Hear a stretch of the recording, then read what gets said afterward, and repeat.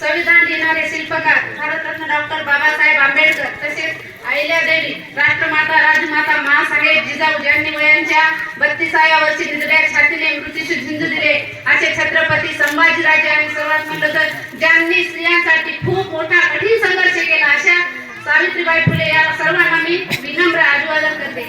आज नुकतेच आपल्या नूतन ग्रामपंचायतचे लोकार्पण झालेले आहे। सन्माननीय व्यासपीठावरील सर्व मान्यवर यांना मी प्रथम शुभेच्छा देते। तसेच वारकरी संप्रदायातील सर्वांचे आवडते लाडके भूषण म्हणजे आमचे हरिभक्त परायण आशिष महाराज, तसेच आमचे भगवंत देशपांडे, सर्व व्यासपीठावरील मान्यवर तर आम्ही आमच्या या 5 वर्षांच्या कालावधीमध्ये आपल्या गावामध्ये शाळेचे सुशोभीकरण, शाळेमध्ये फेवर ब्लॉक, समाज मंदिर परिसर फेवर ब्लॉक, शाळेमध्ये फेवर ब्लॉक आणि गावामध्ये आजकालची तरुण पिढी खूप भयंकर निघालेली आहे।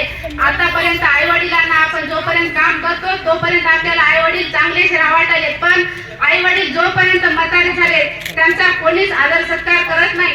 तर आम्ही या ग्रामपंचायतने असा ठराव घेतलेला आहे की ग्रामसभेमध्ये जो कोणी आई वडिलांचा सांभाळ करणार नाही त्याला ग्रामपंचायतला कुठलाच आणि कोणत्याच प्रकारचा लाभ दिला जाणार नाही।